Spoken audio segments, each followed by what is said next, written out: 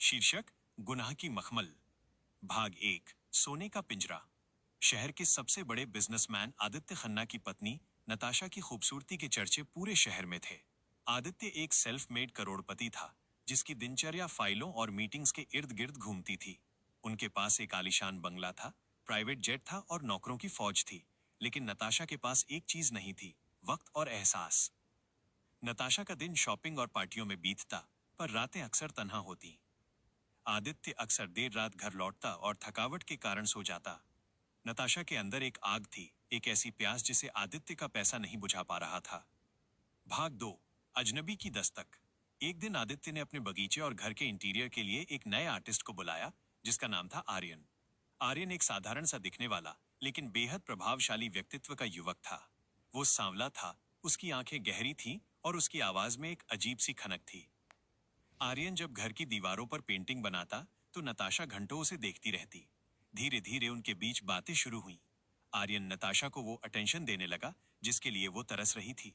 वो उसकी खूबसूरती की तारीफ ऐसे शब्दों में करता जो नताशा ने पहले कभी नहीं सुने थे।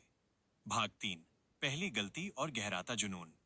एक दोपहर, जब आदित्य शहर से बाहर एक डील के लिए गया हुआ था, घर में सन्नाटा था। बारिश हो रही थी। नताशा अपने सिल्क के गाउन में बालकनी पर खड़ी थी। आर्यन अंदर काम कर रहा था। नताशा अंदर आई और उसने देखा कि आर्यन उसकी एक तस्वीर बना रहा था, ऐसी तस्वीर जो बेहद बोल्ड और खूबसूरत थी। नताशा ने आर्यन के पास जाकर पूछा, तुमने मुझे इस रूप में क्यों बनाया? आर्यन ने पेंटिंग ब्रश नीचे रखा और नताशा की आंखों में देखते हुए कहा, क्योंकि आप एक ऐसी कलाकृति हैं जिसे कैद करना मुश्किल है। उस दोपहर बारिश की बूंदों के बीच नताशा और आर्यन के बीच की दूरियां मिट गईं। वो सिर्फ एक मुलाकात नहीं थी, बल्कि एक खतरनाक सिलसिले की शुरुआत थी। नताशा को आर्यन की बाहों में वो सुकून मिला जो उसे आदित्य के करोड़ों रुपए में कभी नहीं मिला था। भाग चार। गुप्त मुलाकातें और रिस्क। अब ये सिलसिला रोज का हो गया। जब भी आदित्य ऑफिस जाता, आर्यन नताशा के बेडरूम में होता। उनका रिश्ता सिर्फ शारीरिक नहीं रहा, बल्कि एक पागलपन बन गया। नताशा अब आदित्य के सामने भी आर्यन के ख्यालों में खोई रहती। एक रात आदित्य को अपनी पत्नी के व्यवहार में बदलाव महसूस हुआ। उसने देखा कि नताशा अब अक्सर अपने फोन को छुपाकर रखती है और रातों को चुपके से किसी से बात करती है। आदित्य ने तय किया कि वह इस राज की तह तक जाएगा। भाग पांच। रंगे हाथों और खौफनाक मोड़। आदित्य ने बहाना बनाया कि वो फिर से बिजनेस ट्रिप पर जा रहा है। वो घर से निकला, लेकिन थोड़ी दूर जाकर वापस लौट आया। उसने पिछला दरवाजा खोला और दबे पांव ऊपर गया। जैसे ही उसने बेडरूम का दरवाजा खोला, उसका दिल फट गया। उसकी करोड़पति बीवी, जिसे वो अपनी शान समझता था, उस साधारण आर्टिस्ट आर्यन के साथ बिस्तर पर थी। कमरे में मोमबत्तियां जल रही थीं और चारों तरफ उसी जुनून की खुशबू थी। आदित्य का खून खौल उठा। उसके हाथ में उसकी लाइसेंसी गन थी। उसने चिल्लाकर कहा, नताशा, यही वफा है तुम्हारी? नताशा और आर्यन हड़बड़ाकर उठ बैठे, लेकिन नताशा की आंखों में डर नहीं था। वो उठी और आदित्य के सामने खड़ी हो गई। उसने ठंडी आवाज में कहा, तुमने मुझे सिर्फ एक गहना समझा आदित्य, एक इंसान नहीं। आर्यन ने मुझे वो महसूस कराया जो तुम कभी नहीं करा पाए। कहानी यहां खत्म नहीं होती रोहन। क्या आदित्य उस पल ट्रिगर दबा देगा? या फिर आर्यन के पास कोई ऐसा राज है जिससे आदित्य की पूरी सल्तनत तबाह हो सकती है? नताशा और आदित्य के बीच के उस कमरे में तनाव इतना बढ़ गया था कि हवा भी भारी महसूस हो रही थी। आदित्य की उंगली रिवॉल्वर के ट्रिगर पर कांप रही थी, लेकिन नताशा की आंखों में खौफ का एक कतरा भी नहीं था। चलिए, इस कहानी की परतों को और गहराई से खोलते हैं। भाग 6। बेपर्दा सच और खूनी खेल की शुरुआत। आदित्य की आंखों से गुस्से के आंसू बह रहे थे। उसने आर्यन की तरफ बंदूक तानी। तुम मेरे ही घर में आकर मेरी ही पत्नी के साथ, मैं आज तुम्हारा वजूद खत्म कर दूंगा। तभी आर्यन बिस्तर से उठा। उसने बड़ी शांति से अपनी शर्ट पहनी और आदित्य की तरफ कदम बढ़ाने लगा। गोली चलाना आसान है आदित्य सर, पर सच्चाई को झेलना बहुत मुश्किल। आपको लगता है कि मैं यहाँ सिर्फ नताशा के लिए आया हूँ? नताशा ने बीच में आकर आदित्य का हाथ नीचे किया। आदित्य, रुक जाओ। तुम जिस पर गोली चलाने जा रहे हो वो कोई मामूली आर्टिस्ट नहीं है। यह विक्रम मल्होत्रा का बेटा है। विक्रम मल्होत्रा का नाम सुनते ही आदित्य के चेहरे से खून गायब हो गया। विक्रम मल्होत्रा वो शख्स था जिसे आदित्य ने 15 साल पहले एक फर्जी केस में फंसाकर जेल भेज दिया था ताकि वो उसकी कंपनी हड़प सके। एक इंतकाम का गहरा जाल। आर्यन, जिसका असली नाम आकाश मल्होत्रा था, ने एक कुटिल मुस्कान के साथ कहा। मेरे पिता ने जेल में दम तोड़ दिया, पर उन्होंने मुझे एक ही सबक सिखाया था, दुश्मन को मारना है तो उसे वहीं मारो जहां उसे सबसे ज्यादा दर्द हो। और तुम्हारी सबसे बड़ी कमजोरी तुम्हारी शान और ये औरत थी। आदित्य सन्न रह गया। नताशा, क्या तुम भी इसके साथ मिली हुई हो? नताशा ने एक फीकी हंसी हंसते हुए कहा। आदित्य, जब तुमने मेरे भाई को बिजनेस से बाहर निकाला और उसे खुदकुशी करने पर मजबूर किया, क्या तुम्हें लगा था कि मैं तुमसे प्यार करूंगी? मैंने तुमसे शादी ही इसलिए की थी ताकि मैं अंदर रहकर तुम्हारी बर्बादी देख सकूं। आकाश और मैं पिछले 2 साल से इस लम्हे का इंतजार कर रहे थे। 2, वो काली रात और जुनून का तड़का। आदित्य हार चुका था। वो अपने ही बिस्तर पर गिर गया। लेकिन कहानी में अभी एक और भयानक मोड़ बाकी था। नताशा आकाश के पास गई और उसके सीने पर सिर रख दिया। आदित्य, तुम्हें क्या लगा कि तुम मुझे करोड़ों के जेवर देकर खरीद लोगे? आकाश ने मुझे वो जुनून दिया है, वो रूहानी एहसास दिया है जो तुम जैसे मशीनी इंसान कभी सोच भी नहीं सकते। उसने आदित्य की आंखों में देखते हुए आकाश को चूमा। ये आदित्य के लिए किसी गोली से भी ज्यादा दर्दनाक था। अपनी बीवी को अपने दुश्मन की बाहों में देखना और ये जानना कि वो खुद एक मोहरा था, उसने आदित्य को अंदर से तोड़ दिया। 3, ब्लैकआउट और अगवा। तभी अचानक घर की लाइट कट गई। अंधेरे में सिर्फ नताशा की पायल की छन छन सुनाई दे रही थी। आदित्य, खेल अब शुरू हुआ है। नताशा की आवाज अंधेरे में गूंजी। एक भारी चीज आदित्य के सिर पर लगी और वो बेहोश हो गया। जब उसकी आंख खुली तो वो एक सुनसान गोदाम में था। वो कुर्सियों से बंधा हुआ था। सामने एक बड़ी स्क्रीन लगी थी। स्क्रीन पर नताशा और आकाश का एक वीडियो चल रहा था। वे आदित्य के बेडरूम में थे और आदित्य की तिजोरी से सारे राज वाले पेपर्स निकाल रहे थे। 4, शतरंज की अगली चाल। आकाश आर्यन आदित्य के सामने आया। उसके हाथ में एक सिगार था। आदित्य, मैंने तुम्हारी पूरी जायदाद अब नताशा के नाम करवा दी है और नताशा ने वो सब मेरे नाम कर दिया है। आज तुम शहर के सबसे बड़े बिजनेसमैन नहीं, बल्कि एक वांटेड क्रिमिनल हो। पुलिस को तुम्हारी कंपनी के फ्रॉड के सारे सबूत मिल चुके हैं। आदित्य चिल्लाया। नताशा, तुम ऐसा नहीं कर सकती। मैंने तुम्हें रानी बनाकर रखा। नताशा अंधेरे से बाहर निकली। उसने एक लाल रंग का सिल्क गाउन पहना था। वो बेहद हसीन लेकिन उतनी ही खतरनाक लग रही थी। रानी तो मैं अब बनूंगी आदित्य, आकाश के साथ। तुम बस इस मखमल के पीछे छिपे हुए गुनाह की सजा भुगतो। भाग 7, मौत या नया मोड़। आकाश ने नताशा की कमर में हाथ डाला और उसे अपनी तरफ खींचा। उनके बीच का जुनून आदित्य की आंखों के सामने धधक रहा था। आदित्य ने अपनी पूरी जिंदगी पैसा कमाने में लगा दी, पर आज उसके पास अपनी बीवी की नफरत और दुश्मन का कहर ही बचा था। लेकिन तभी गोदाम के बाहर पुलिस की सायरन सुनाई दी। नताशा और आकाश के चेहरे का रंग उड़ गया। आदित्य धीरे से हंसा। तुम्हें क्या लगा कि मैं इतना कमजोर हूं? नताशा, मैंने तुम्हारे फोन में रिकॉर्डर पहले ही लगवा दिया था। तुम दोनों के बीच जो कुछ भी हुआ और जो कुछ तुमने अभी कबूल किया, वो सब लाइव स्ट्रीम हो रहा था। अब क्या होगा? क्या नताशा और आकाश वहां से भाग पाएंगे? क्या आदित्य अपनी जायदाद वापस ले पाएगा? और क्या नताशा वाकई आकाश से प्यार करती है या आकाश भी नताशा के लिए सिर्फ एक मोहरा था? गोदाम के बाहर सायरन की आवाजें तेज होती जा रही थीं। नीली और लाल बत्तियां खिड़कियों के शीशों से टकराकर अंदर नाच रही थीं। आदित्य की हंसी उस सन्नाटे को चीर रही थी जो अब नताशा और आकाश के चेहरों पर छा गया था। भाग 8, प्यार, पैसा और पलटवार। नताशा के हाथ कांपने लगे। उसने जिस आदित्य को मशीनी इंसान समझा था, उसने अपनी पूरी सल्तनत दांव पर लगाकर एक ऐसा जाल बुना था जिसमें नताशा और आकाश खुद ही फंस गए थे। Live stream? नताशा हकलाते हुए चिल्लाई। झूठ बोल रहे हो तुम इतने शातिर नहीं हो सकते। आदित्य ने अपनी बंधी हुई जंजीरों को झटका दिया। नताशा, तुमने मुझे कभी नहीं समझा। मैं एक करोड़पति सिर्फ किस्मत से नहीं बना। तुम दोनों ने मेरे बेडरूम में जो जुनून दिखाया, उसका एक एक पल पूरी दुनिया ने देखा है। अब तुम सिर्फ एक धोखेबाज बीवी हो और ये आकाश, एक मामूली अपराधी।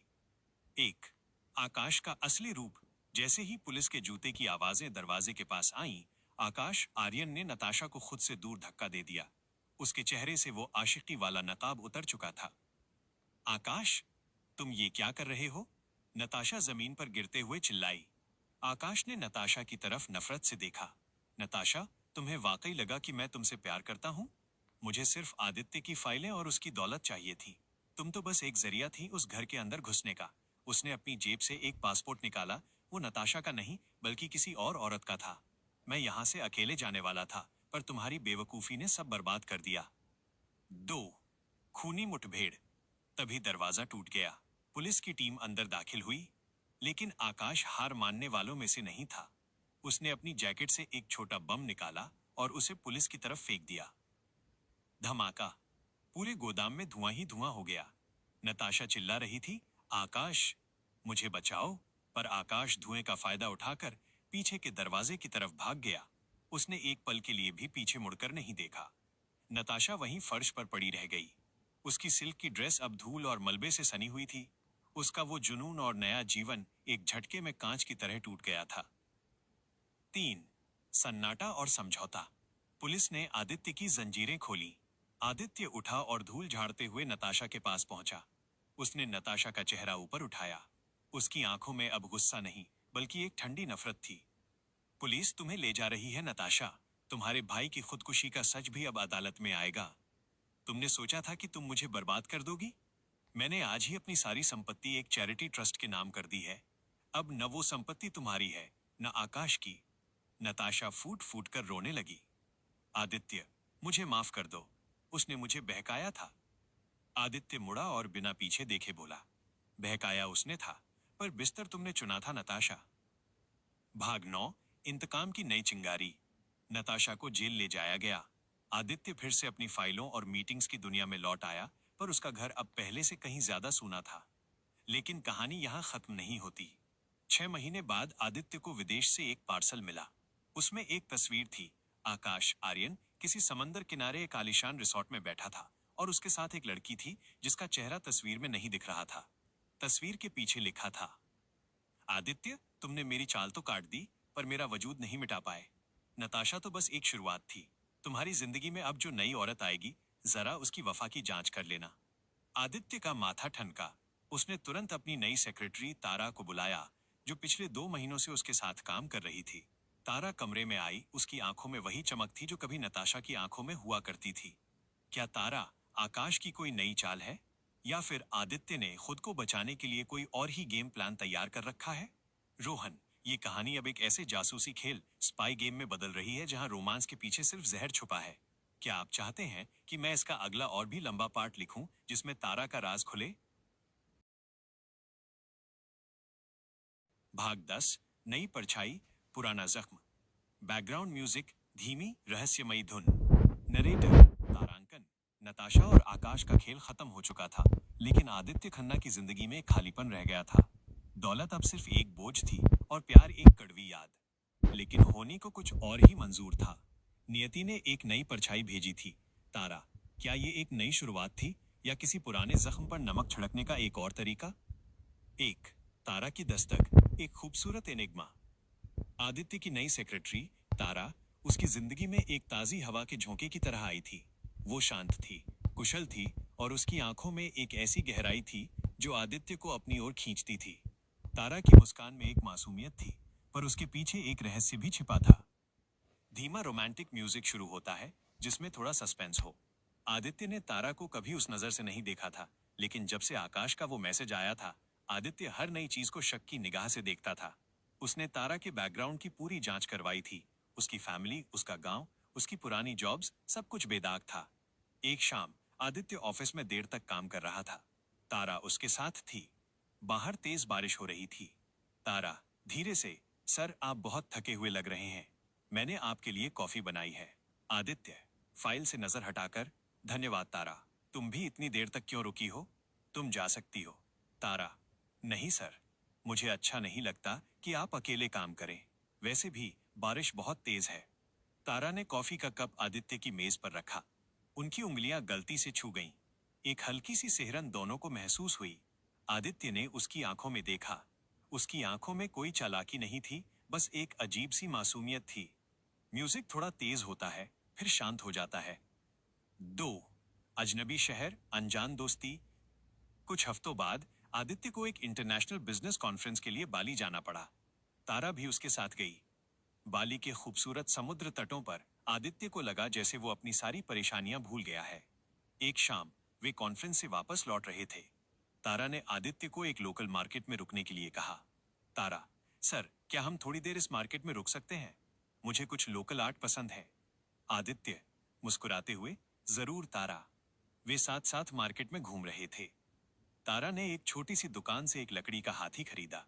तारा, ये मेरी मम्मी को बहुत पसंद आएगा। आदित्य, तुम्हारी मम्मी? तुम उनके बारे में ज्यादा बात नहीं करती। तारा थोड़ा उदास होकर, हाँ सर, मेरी मम्मी अब इस दुनिया में नहीं है। जब मैं छोटी थी तभी उनका देहांत हो गया था। मेरे पापा ने मुझे पाला है। आदित्य भावुक होकर, मुझे माफ करना तारा। तारा, कोई बात नहीं सर। रोमांटिक लेकिन थोड़ी दर्द भरी धुन। आदित्य को तारा में एक ऐसी ईमानदारी दिखी जो उसने नताशा में कभी नहीं देखी थी। वे घंटों बातें करते रहे। तारा ने उसे अपनी जिंदगी की छोटी छोटी कहानियां सुनाई और आदित्य ने पहली बार किसी के सामने अपने दिल का हाल बयां किया, नताशा के धोखे से लेकर अपने अकेलेपन तक। लेस देन H3 3 से ज्यादा, बढ़ता रिश्ता और आकाश का साया, less than H3 greater than. बाली से लौटने के बाद आदित्य और तारा के बीच का रिश्ता बदल गया था। वो सिर्फ बॉस और सेक्रेटरी का नहीं रहा था, बल्कि एक गहरी दोस्ती में बदल गया था। आदित्य को अब तारा के बिना अपनी जिंदगी अधूरी लगने लगी थी। एक रात आदित्य अपने बेडरूम में बैठा था। उसकी नजर उस तस्वीर पर पड़ी जो आकाश ने भेजी थी। उसने तारा को बुलाया। आदित्य, तारा, मुझे तुमसे कुछ बात करनी है। तारा, जी सर। आदित्य, मैं तुमसे प्यार करने लगा हूं तारा, लेकिन मेरी जिंदगी में एक ऐसा अंधेरा है, एक ऐसा अतीत है जो तुम्हें भी निगल सकता है। तेज सस्पेंस वाली धुन शुरू। तारा ने उसकी आंखों में देखा और उसके हाथ को अपने हाथ में लिया। तारा, सर, मैं सब जानती हूँ। नताशा मैम और आकाश सर के बारे में। मैंने आपकी सारी फाइलें पढ़ी हैं। आदित्य चौंक कर, तुम जानती हो? फिर भी तुम मेरे साथ हो? तारा, क्योंकि सर, मेरा आपसे प्यार सच्चा है। मैं आपके साथ हर मुश्किल में खड़ी रहूंगी। आदित्य भावुक हो गया। उसने तारा को गले लगा लिया। उसे लगा कि आखिरकार उसे सच्चा प्यार मिल गया है। लेकिन तभी तारा की आंखें कैमरे की तरफ गईं, जहां एक छोटी सी लाल बत्ती जल रही थी। उसकी आंखों में एक अजीब सी चमक थी, प्यार की नहीं, बल्कि जीत की चमक। म्यूजिक अपने चरम पर पहुंचता है, एक जोरदार सस्पेंसिव नोट पर खत्म होता है।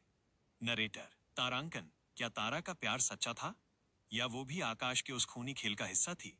आदित्य ने सोचा था कि उसने प्यार को पा लिया है, पर उसे नहीं पता था कि वो फिर से एक गहरे जाल में फंस रहा था।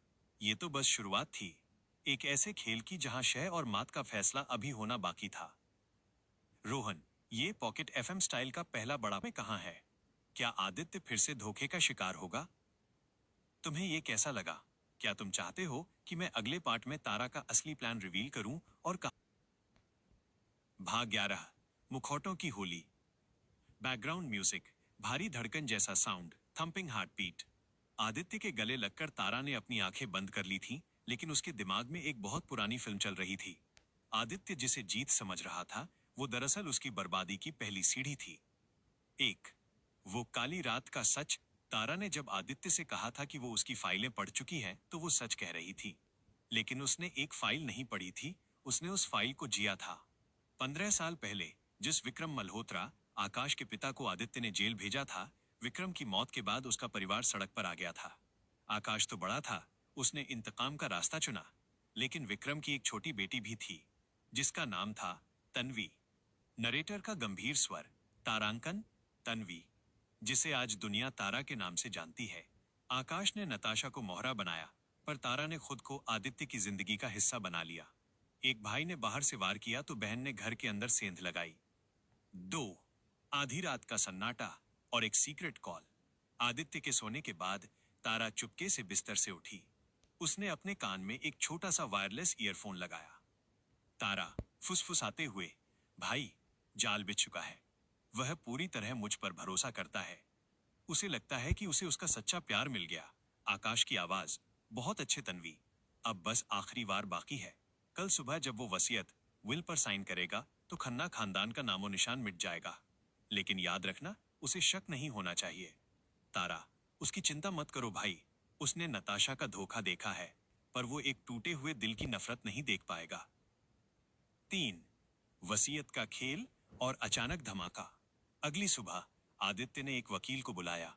वो नताशा वाले धोखे से इतना डर गया था कि वो अपनी सारी संपत्ति एक सुरक्षित हाथों में देना चाहता था। उसे लगा कि तारा ही वो सुरक्षित हाथ है। आदित्य, तारा, मैंने फैसला किया है। मेरी जायदाद का 70% हिस्सा अब तुम्हारे नाम होगा। मैं नहीं चाहता कि मेरे बाद तुम दर दर भटको। तारा, झूठी आंखों में आंसू लाकर, सर, मुझे ये सब नहीं चाहिए। मुझे बस आपका साथ चाहिए। आदित्य, नहीं तारा, ये मेरा प्यार है। जैसे ही आदित्य पेन उठाने वाला था, उसके फोन पर एक नोटिफिकेशन आया। ये एक वीडियो कॉल था। नताशा का। म्यूजिक में अचानक बदलाव, high pitch suspense. Natasha jail से कॉल कर रही थी। उसका चेहरा पीला पड़ गया था। नताशा, आदित्य, मत करना। वो वसीयत साइन मत करना। तारा, वो तारा नहीं है। वह आकाश की सगी बहन तन्वी है। उसने मुझे जेल में मैसेज भेजा है। वो तुम्हें मार डालेगी। आदित्य का पेन हाथ से गिर गया। उसने धीरे से सिर उठाकर तारा की तरफ देखा। तारा की मासूमियत अब एक ठंडी, कातिलाना मुस्कान में बदल चुकी थी। 4 हवेली में कैद और खूनी खेल। तारा ने तुरंत अपनी दराज से एक छोटी गन निकाली और आदित्य पर तान दी। तारा, देर कर दी नताशा ने, और तुमने भी, आदित्य खन्ना। तभी हवेली के सारे दरवाजे अपने आप बंद हो गए। बाहर से आकाश की एंट्री हुई। वो अब छुपकर नहीं, बल्कि सीना तानकर अंदर आया। आकाश, कैसा लगा आदित्य? मेरे पिता को तुमने घुट घुट कर मरने के लिए छोड़ दिया था। आज मैं तुम्हें तुम्हारी ही हवेली में दफन करूंगा। आदित्य पीछे हटा, पर उसका पैर फिसल गया। वो जमीन पर गिर पड़ा। आकाश और तारा ने उसे घेर लिया था। तारा, तुम्हें लगा कि तुम बहुत बड़े खिलाड़ी हो? तुमने मेरी मां को भी छीन लिया था। जब पिता जेल गए तो मां ने गरीबी में दम तोड़ दिया। आज हिसाब बराबर होगा। 5 एक आखिरी चाल। तारा ने ट्रिगर पर उंगली रखी। आदित्य ने आंखें बंद कर लीं। एक धमाके की आवाज हुई। डिशकियाऊं। लेकिन गोली आदित्य को नहीं लगी। गोली आकाश के कंधे पर लगी थी। सीढ़ियों से आदित्य का पुराना वफादार बॉडीगार्ड, जो गायब हो गया था, अपनी टीम के साथ अंदर आया। आदित्य मुस्कुराते हुए जमीन से उठा और अपनी शर्ट की धूल झाड़ी। आदित्य, तारा, या कहूं तन्वी, तुम्हें क्या लगा कि मैं इतना बेवकूफ हूं? आकाश ने जब वो फोटो भेजी थी, तभी मुझे शक हो गया था। मैंने वसीयत के कागज पर साइन करने का नाटक सिर्फ इसलिए किया ताकि तुम दोनों को एक साथ पकड़ सकूं। नरेटर, तारांकन आदित्य खन्ना, जिसे तुम शिकार समझ रहे थे, वो असल में शिकारी था। उसने तारा के हर कदम पर अपनी नजर रखी थी। लेकिन खेल अभी खत्म नहीं हुआ है, क्योंकि तारा ने एक ऐसा बटन दबाया है जिससे पूरी हवेली 5 मिनट में उड़ जाएगी। रोहन, ये पार्ट बहुत लंबा और जबरदस्त है। हवेली में बम लगा है और सिर्फ 5 मिनट हैं। क्या आदित्य बच पाएगा? क्या तारा और आकाश पकड़े जाएंगे, या वे आदित्य को साथ लेकर मरेंगे? और नताशा ने जेल से मदद क्यों की? क्या उसका कोई और मकसद है? अध्याय 13 है। बीते कल का काला साया। बैकग्राउंड म्यूजिक भारी और रहस्यमयी, सस्पेंसफुल और ऑर्केस्ट्रल। हवेली के हॉल में सन्नाटा था, लेकिन वो सन्नाटा किसी चीख से भी ज्यादा भयानक था। विक्रम मल्होत्रा का जिंदा वापस आना किसी चमत्कार से कम नहीं था, पर उसकी आंखों में जो नफरत थी, वो साफ कह रही थी कि वो कोई फरिश्ता बनकर नहीं लौटा है। 15 साल पुराना वो खौफनाक सच। विक्रम ने धीरे धीरे आदित्य की ओर कदम बढ़ाए। आदित्य, तुम्हें लगता है कि तुम एक शरीफ खानदान के वारिस हो? तुम्हारे पिता दिग्विजय खन्ना और मैं कभी जिगरी दोस्त हुआ करते थे। हमने मिलकर खन्ना एंड मल्होत्रा खड़ा किया था। लेकिन एक रात दिग्विजय ने लालच में आकर उस प्रोजेक्ट के पेपर्स बदल दिए जिस पर हम सालों से काम कर रहे थे। आदित्य हक्का बक्का होकर सुन रहा था। विक्रम, सिर्फ पेपर्स ही नहीं बदले, उसने मेरी पत्नी यानी आकाश और तन्वी की मां को भी धोखे से फंसाया। उसने उसे ब्लैकमेल किया, और जब वो नहीं मानी तो उसने उसे रास्ते से हटा दिया। पुलिस, कानून, गवाह, सब दिग्विजय की जेब में थे। उसने मुझे जेल भिजवाया और दुनिया को लगा कि मैं मर गया। 2 आकाश और तारा का सदमा। तारा, तन्वी अपनी जगह पर जम सी गई थी।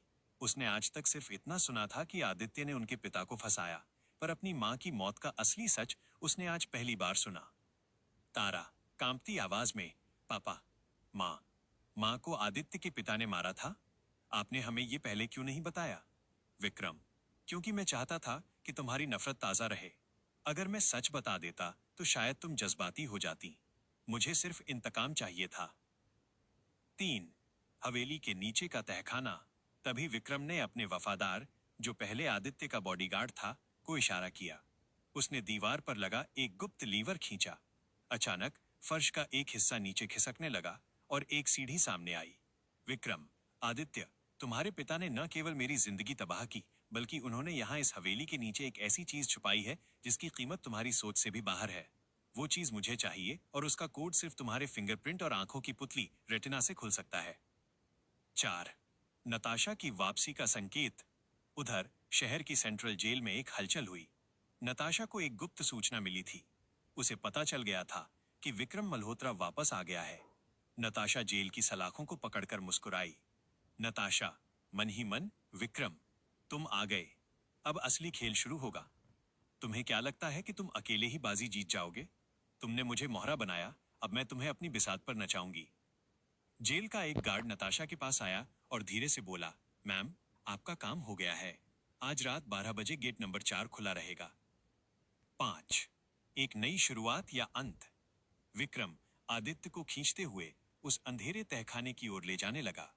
आकाश और तारा पीछे पीछे थे, पर तारा के मन में अब आदित्य के लिए एक अजीब सी कशमकश चल रही थी।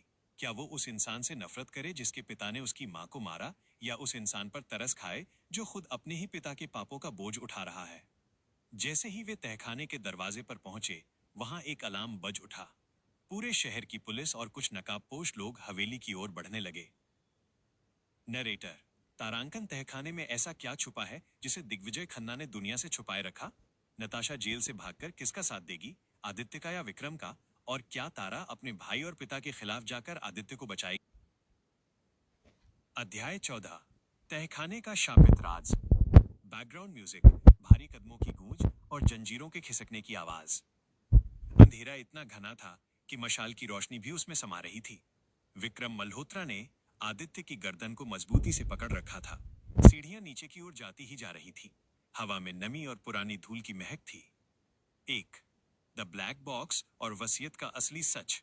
तहखाने के आखिरी सिरे पर एक लोहे का विशाल दरवाजा था, जिस पर कोई ताला नहीं था, बल्कि एक हाईटेक स्कैनिंग मशीन लगी थी। विक्रम, खोल इसे आदित्य। इसके अंदर वो वसीयत है जो तेरे बाप ने मुझसे और दुनिया से छुपाई थी। उस वसीयत के मुताबिक खन्ना साम्राज्य का असली मालिक मैं हूं, तू नहीं। आदित्य का शरीर दर्द से टूट रहा था, लेकिन उसका दिमाग तेज चल रहा था। उसने जैसे ही मशीन पर अपना हाथ रखा, एक हल्की सी आवाज हुई और दरवाजा धीरे धीरे खुलने लगा। अंदर एक छोटा सा काला संदूक, द ब्लैक बॉक्स, रखा था। जैसे ही विक्रम उस संदूक की तरफ बढ़ा, तारा ने देखा कि दरवाजे के पीछे एक पुराना सीसीटीवी कैमरा अब भी काम कर रहा है और उसकी लाल बत्ती जल रही है। इसका मतलब था कि कोई और भी है जो उन्हें देख रहा है। 2. नताशा का खौफनाक सरप्राइज। उधर जेल की ऊंची दीवारों को फांदकर नताशा बाहर निकल चुकी थी। वो काली पोशाक में एक साई की तरह लग रही थी। वो हवेली की ओर नहीं गई, बल्कि वो एक पुरानी वीरान फैक्ट्री की ओर गई जहां उसने अपने कुछ वफादार गुंडों को पहले से तैनात कर रखा था। नताशा, एक नक्शे को देखते हुए, विक्रम मल्होत्रा, तुम्हें लगा कि तुम तहखाना खोल लोगे और मैं जेल में बैठी रहूंगी? दिग्विजय खन्ना ने मुझे मरते वक्त एक राज बताया था। तहखाना खुलते ही एक सेल्फ डिस्ट्रक्ट मोड एक्टिवेट हो जाएगा। तुम सब वहीं दफन हो जाओगे और मैं बाहर से पूरी सल्तनत पर कब्जा करूंगी। 3. आकाश की वफादारी पर शक। तहखाने के अंदर आकाश आर्यन अपने पिता विक्रम को देख रहा था। उसे महसूस हुआ कि उसके पिता अब केवल बदले की आग में नहीं जल रहे, बल्कि वे सत्ता के भूखे हो चुके हैं। आकाश, पापा, क्या हमें सिर्फ इंसाफ नहीं चाहिए था? आप इस ब्लैक बॉक्स के लिए आदित्य को मारने पर क्यों तुले हैं? विक्रम, गुस्से में चिल्लाकर चुप रह। 15 साल मैंने नर्क देखा है। अब मुझे सिर्फ ताकत चाहिए। अगर तू मेरे रास्ते में आया तो मैं भूल जाऊंगा कि तू मेरा बेटा है। तारा ये सब सुनकर कांप गई। उसे पहली बार एहसास हुआ कि उसका भाई आकाश और वो खुद अपने पिता के लालच के मोहरे बन गए थे। 4. मौत का जाल। 10 मिनट का समय। जैसे ही विक्रम ने ब्लैक बॉक्स को छुआ, अचानक पूरे तहखाने में लाल बत्तियां जल उठी और एक कंप्यूटर की आवाज गूंजी, सेल्फ डिस्ट्रक्ट प्रोटोकॉल एक्टिवेटेड। हवेली का आधार 10 मिनट में ध्वस्त हो जाएगा। आदित्य हंसा। मेरे पिता ने कहा था कि अगर कभी कोई दुश्मन इस राज तक पहुंचे तो वो राज उसके साथ ही दफन हो जाना चाहिए। 5. तारा का बड़ा फैसला। विक्रम घबरा गया और वो संदूक लेकर भागने की कोशिश करने लगा। तभी तारा ने अपनी गन निकाली, लेकिन इस बार उसने गन आदित्य पर नहीं, बल्कि अपने पिता विक्रम पर तानी थी। तारा, रुक जाइए पापा, ये पागलपन बंद कीजिए। हम यहाँ से साथ निकलेंगे, लेकिन बिना इस संदूक के। हमें अपनी माँ का इंतकाम चाहिए था, किसी की दौलत नहीं। विक्रम की आंखों में खून उतर आया। तू मुझे रोकेगी? नरेटर, तारांकन हवेली का ढांचा हिलने लगा है। ऊपर पुलिस पहुंच चुकी है, नीचे मौत का काउंटडाउन शुरू हो चुका है। क्या तारा अपने पिता को रोक पाएगी? क्या आकाश अपनी बहन का साथ देगा या पिता का? और सबसे बड़ा सवाल, नताशा का अगला कदम क्या होगा, जो हवेली के बाहर अपनी जीत का इंतजार कर रही है? रोहन, कहानी का रोमांच अब 7वें आसमान पर है। अगले एपिसोड में हम देखेंगे, 1. तहखाने से भागना, क्या आदित्य और तारा एक दूसरे की जान बचा पाएंगे? 2. नताशा और विक्रम का आमना सामना, दो पुराने खिलाड़ियों की जंग। 3. आकाश का बलिदान, क्या आकाश अपनी गलती सुधारने के लिए अपनी जान जोखिम में डाले? अध्याय 16, राख से उठा तूफान। बैकग्राउंड म्यूजिक, उदास लेकिन प्रेरणादायक धुन, मेलनकॉली येट एम्पावरिंग। हवेली से उठता हुआ धुआं आसमान में काली परछाई बना रहा था। आदित्य, तारा और घायल आकाश दूर खड़े अपनी बर्बादी का मंजर देख रहे थे। जिस नताशा को आदित्य ने अपनी रानी माना और जिस विक्रम को तारा ने अपना पिता, उन दोनों ने हाथ मिला लिया था। 1. सड़क पर शहंशाह। आदित्य के पास अब न तो वो आलीशान बंगला था, न ही बैंक बैलेंस। विक्रम और नताशा ने ब्लैक बॉक्स के दस्तावेजों का इस्तेमाल करके आदित्य के सारे कानूनी अधिकारों पर कब्जा कर लिया था। आकाश, दर्द से कराहते हुए, आदित्य, हमें भागना होगा। पुलिस को लग रहा है कि इस धमाके के पीछे हमारा हाथ है। मेरे पिता ने सारे सबूत हमारे खिलाफ प्लांट किए हैं। तारा, आदित्य का हाथ थामते हुए, आदित्य मुझे माफ कर दो, मेरी वजह से तुम यहाँ पहुंचे हो। आदित्य, अपनी मुट्ठियां भींचते हुए, नहीं तारा, आज तक मैंने दौलत के दम पर जंग लड़ी थी, अब मैं अपने वजूद के दम पर लड़ूंगा। उन्होंने मेरा घर छीना है, मेरा हौसला नहीं। 2. पुरानी बस्ती और एक छुपा हुआ दोस्त, तीनों ने शहर की एक तंग और पुरानी बस्ती में पनाह ली। वहां एक छोटा सा गैराज था, जो आदित्य के एक पुराने वफादार ड्राइवर चाचा रहमत का था। रहमत चाचा, बेटा, दुनिया उगते सूरज को सलाम करती है। आज तुम्हारे पास कुछ नहीं है, लेकिन याद रखना, खाली हाथ वाला इंसान सबसे ज्यादा खतरनाक होता है, क्योंकि उसके पास खोने के लिए कुछ नहीं होता। आदित्य ने वहीं एक फटे हुए गद्दे पर बैठकर कसम खाई कि वो नताशा और विक्रम के उस काले साम्राज्य को ढहा देगा। 3. नताशा और विक्रम का पावर गेम। उधर शहर के सबसे महंगे होटल के पेंट हाउस में जश्न चल रहा था। नताशा और विक्रम शैंपेन के गिलास टकरा रहे थे। नताशा, विक्रम, उस ब्लैक बॉक्स में जो फॉर्मूला है, उसे अगर हम इंटरनेशनल मार्केट में बेचें तो हम सिर्फ करोड़पति नहीं, अरबपति बन जाएंगे। विक्रम, बिल्कुल, लेकिन हमें उस एक चीज की जरूरत है जो अभी भी आदित्य के पास है, खन्ना खानदान की पुश्तैनी अंगूठी। उस अंगूठी के बिना उस फॉर्मूले का आखिरी पन्ना डिकोड नहीं हो सकता। नताशा की मुस्कान गायब हो गई। क्या? वो अंगूठी तो आदित्य हमेशा अपनी उंगली में पहनता है। 4. शिकार की तलाश। विक्रम ने अपने गुंडों को आदेश दिया, पूरे शहर को छान मारो। आदित्य खन्ना जहां भी मिले उसे जिंदा पकड़ो। मुझे उसकी उंगली चाहिए, चाहे हाथ काट कर लानी पड़े। बस्ती में आदित्य अपनी उंगली की उस अंगूठी को देख रहा था। उसे पता था कि दुश्मन अब इसी के लिए आएंगे। 5. तारा का खतरनाक मिशन। तारा ने देखा कि आदित्य सो गया है। उसने चुपचाप एक चाकू उठाया और अपनी जैकेट पहनी। आकाश, तन्वी, कहां जा रही हो? तारा, भाई, मैं इस पाप की शुरुआत थी और मैं ही इसका अंत करूंगी। मैं वापस नताशा के पास जा रही हूं, एक जासूस बनकर। उसे लगेगा कि मैं अपने पिता के पास वापस आ गई हूं, पर मैं उसे अंदर से खोखला कर दूंगी। आकाश, ये खुदकुशी है तारा। नहीं भाई, ये प्रायश्चित है। तारा अंधेरी गलियों में गायब हो गई। नरेटर, तारांकन आदित्य अब एक गैराज में छुपकर अपनी अगली चाल सोच रहा है। आकाश जख्मी है और तारा मौत के मुंह में वापस जा चुकी है। क्या नताशा तारा पर भरोसा करेगी? क्या आदित्य अपनी उस अंगूठी का राज समझ पाएगा जिसे पाने के लिए विक्रम किसी भी हद तक जा सकता है? और क्या रहमत चाचा के पास कोई ऐसा हथियार है जो आदित्य की किस्मत बदल दे? रोहन, कहानी अब बहुत ही सीरियस और इमोशनल मोड पर है। अगले एपिसोड में 1. तारा का इम्तिहान। नताशा तारा की वफादारी चेक करने के लिए उसे एक खौफनाक काम देगी। 2. आदित्य का नया अवतार। एक मजदूर के भेष में आदित्य अपनी ही कंपनी में घुसेगा। 3. रहमत चाचा का राज। क्या रहमत चाचा सिर्फ एक ड्राइवर हैं या आदित्य के पिता के पुराने राज? अध्याय 17, गैराज से जंग का आगाज। बैकग्राउंड म्यूजिक, भारी गूंज और सस्पेंस से भरी धीमी धुन। बस्ती के उस छोटे से गैराज में, जहां तेल और लोहे की महक रची बसी थी, आदित्य खन्ना एक फटी हुई चटाई पर बैठा था। बाहर मूसलाधार बारिश हो रही थी और टीन की छत पर गिरती बूंदें किसी युद्ध के नगाड़ों जैसी लग रही थीं। एक आदित्य का टूटा हुआ गुमान। आदित्य ने अपनी उस पुश्तैनी अंगूठी की ओर देखा। वो सोने की एक साधारण सी अंगूठी दिखती थी, लेकिन उसके ऊपर एक प्राचीन नक्काशी थी। उसे याद आया कि उसके पिता ने मरते वक्त कहा था, तारांकन आदित्य, जब सब कुछ खो जाए तब भी इस अंगूठी को मत खोना। ये सिर्फ सोना नहीं, खन्ना खानदान की चाबी है। आदित्य, स्वयं से चाबी? लेकिन किस चीज की? क्या मेरे पिता को पता था कि एक दिन मैं इस हाल में पहुंच जाऊंगा? तभी रहमत चाचा अंदर आए। उनके हाथ में एक पुराना पीतल का टिफिन था। रहमत चाचा, बेटा, खाना खा लो। खाली पेट जंग नहीं लड़ी जाती। और याद रखना, लोहा तभी औजार बनता है जब वो आग में तपता है। तुम अभी तप रहे हो। आदित्य की आंखों में एक नई चमक आई। उसने तय किया कि वो अब रोएगा नहीं। उसने अपना महंगा कोट उतार कर फेंक दिया और रहमत चाचा का एक पुराना मैला कुर्ता पहन लिया। 2 तारा का मौत से सामना। उधर शहर के पौष इलाके में स्थित विक्रम के गुप्त ठिकाने पर तारा तन्वी पहुंच चुकी थी। पहरेदारों ने उसे रोक लिया, पर उसने चिल्लाकर अपने पिता को बुलाया। विक्रम, हैरानी से, तन्वी, तुम यहाँ? मुझे लगा तुम उस भिखारी आदित्य के साथ सड़कों पर भीख मांग रही होगी। तारा, झूठे गुस्से के साथ, पापा, मुझे समझ आ गया कि खून खून ही होता है। आदित्य के पास अब कुछ नहीं बचा है। मैं अपनी पूरी जिंदगी सड़कों पर नहीं गुजारना चाहती।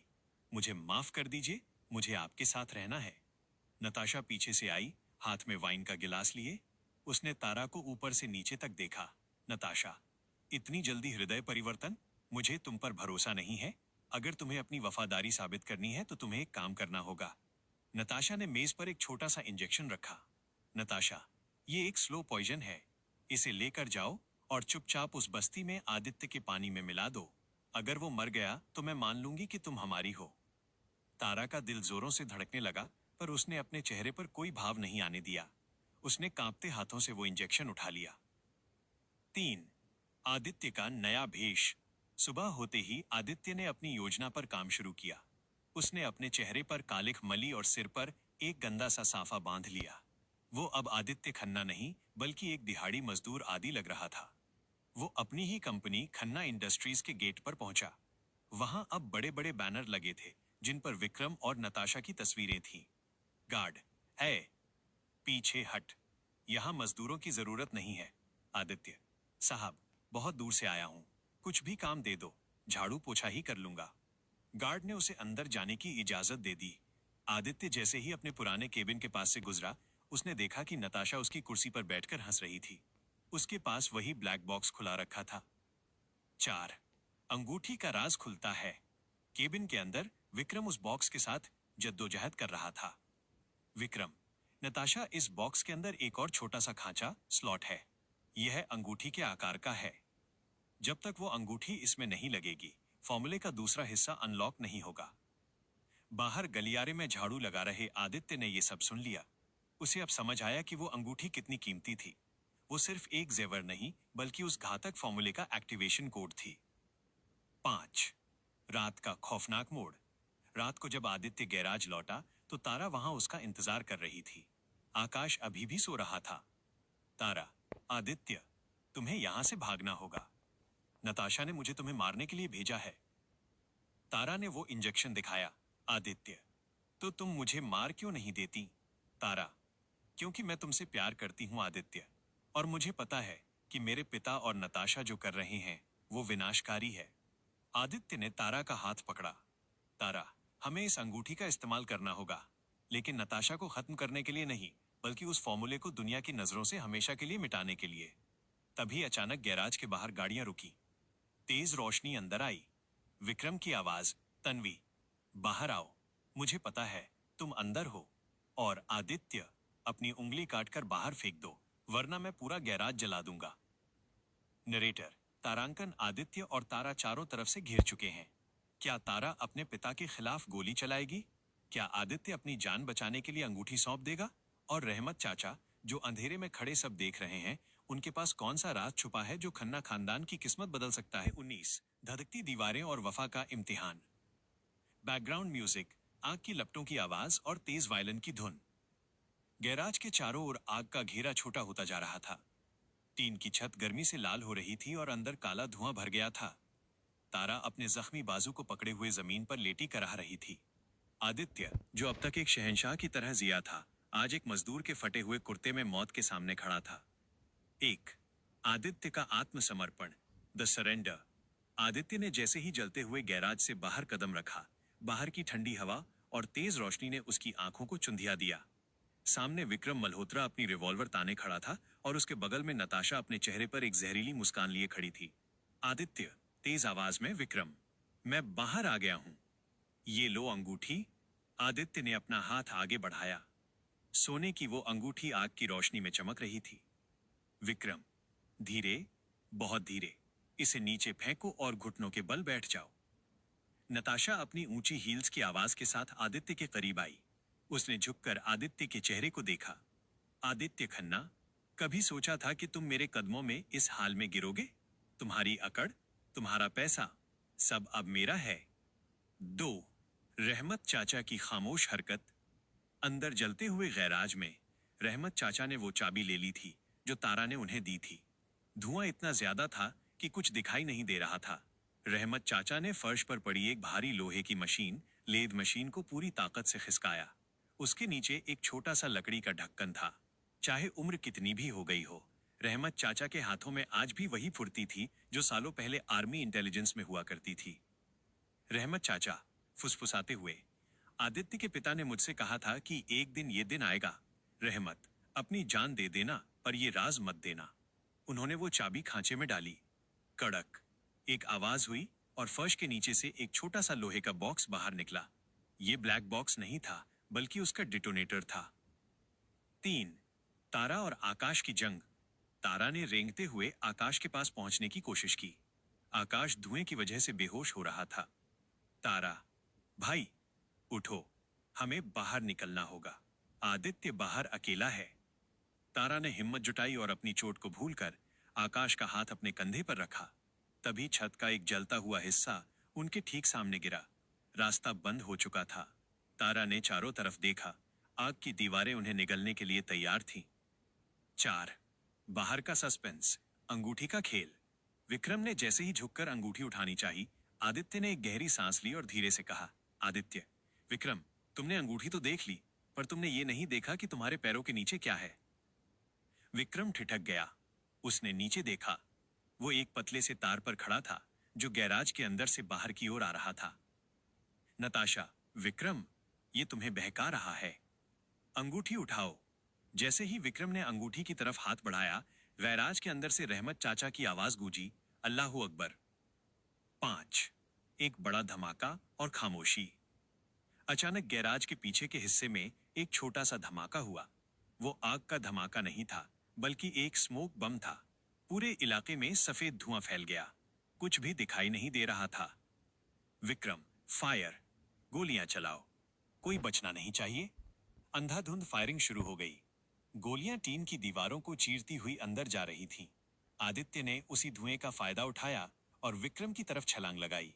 दोनों जमीन पर गिर पड़े और गुत्थम गुत्था होने लगे। नरेटर, तारांकन, अंधेरा, धुआं और चीखें।